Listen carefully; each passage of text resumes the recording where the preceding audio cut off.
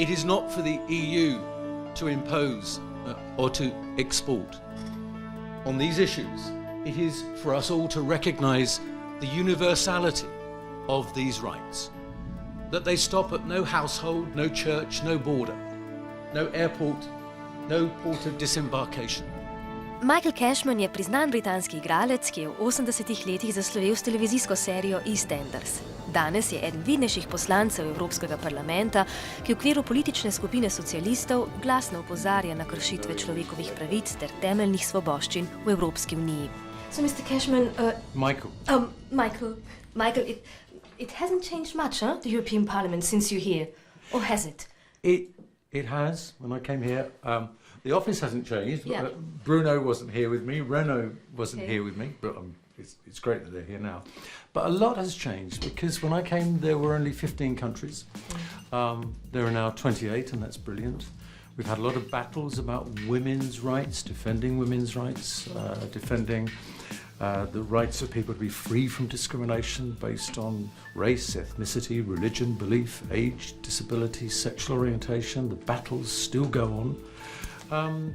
But what hasn't changed is, parts of this building, when you come outside, people say to me, it doesn't look finished. And I think that was the original concept, that Europe hasn't finished. It's just begun, and therefore the Parliament reflects that. That which happens to the other is as important as if it is happening to us. Cashman je član Evropskega parlamenta vse od leta 1999. Je odkrit gej in en prvih aktivistov za pravice lezbik, gejev, biseksualcev in transseksualcev v okviru Evropske institucije. Odnos do spolno drugače usmerjenih je v Evropski uniji od države do države žal še vedno zelo različen, pravi. Sadly, lives are still blighted and some are destroyed because of discrimination. And sometimes instead of religion helping, religion is sometimes misused and becomes part of the problem against LGBTI people. Even towards the end of this mandate, we're having people, especially from the right wing, saying, why are you talking about these things? Why should we protect these people? The Parliament shouldn't do it. And I argue that so long as voices like that and there's opposition against equality, that is why we need to ensure that people's rights, their equal rights, are given and then protected by the law. But then I could do something maybe in the Slovenian campaign as well. Yeah, they can support the candidate of the socialist list. Europe is nothing more than a market where the weakest hit the floor and the strongest walk forward. That's not the Europe I believe in. It's a Europe of fundamental human rights. I'm getting all serious. No, but it's true. We're talking serious things now. Was this the reason as well that you entered politics? Yeah, absolutely. In a strange way, for a Labour member to say this, it was Margaret Thatcher that got me into politics. I was starring in a big show called EastEnders on the BBC, playing the first openly gay character, non-stereotypical gay character in a family show. All these sounds, by the way, are telling me where I should be. And Margaret Thatcher in 1988 brought forward an anti-gay law. And I thought, I can't sit back and do nothing. And I led the campaign with Sir Ian McKellen, also known as Gandalf in Lord of the Rings. And we led the campaign against this law. We lost the campaign, but we then decided that we would set up an organisation to campaign for equal rights. And all of my passion and all of my energy started to leave acting and go into activism and politics. I attract a lot of questions and concerns about human rights, about animal welfare, and I always say to them, yes, of course I'll do things on animal welfare so long as you help me on human welfare. Issues about buying property in other member states, because there have been a lot of scandals in places like Spain where EU nationals have bought property and had it confiscated. The other issues about visas, about freedom of movement across the EU, discrimination in the workplace, environmental issues are very big. But sometimes people come to us when they've exhausted everywhere else. They haven't got a good result from their local politician, their national politician, and then they come to us.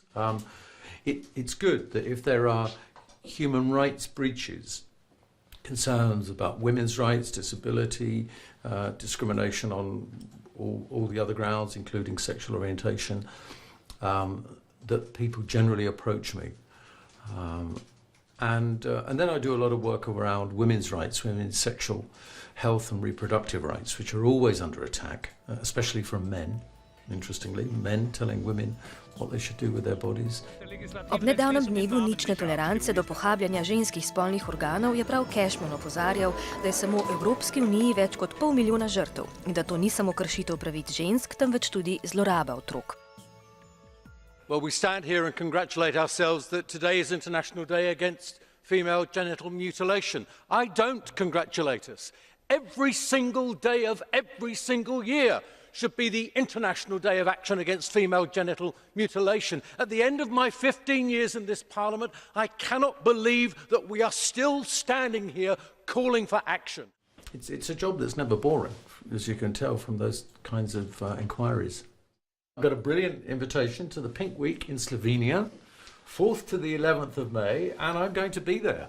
I love Slovenia and Slovenians. It's a beautiful country, and if I can be there and support my fellow LGBT brothers and sisters and their heterosexual friends and allies, then it's a great opportunity for me.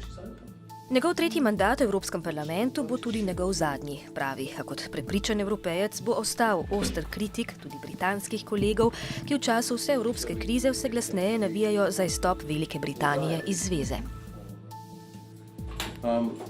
Bruno, did we get anything back from... So it's gone through a crisis. I worry about the next elections because if you really believe in a Europe of justice, equality, fairness, then if you don't get out and vote for pro-European parties in the next election, that is under threat. And if Britain doesn't want to be a part of that, if Britain wants to dilute major principles like the freedom of movement, freedom of British people to go and work in Slovenia and Bulgaria and Romania, and the freedom of Slovenians and Czechs and Poles and Bulgarians and Romanians to go and work and reside and live in other countries, if they really want to demolish that, I think the other countries of the EU should turn around to Britain and say, go. This is not the Europe that we believe in. Because if we break the principles, we have nothing left.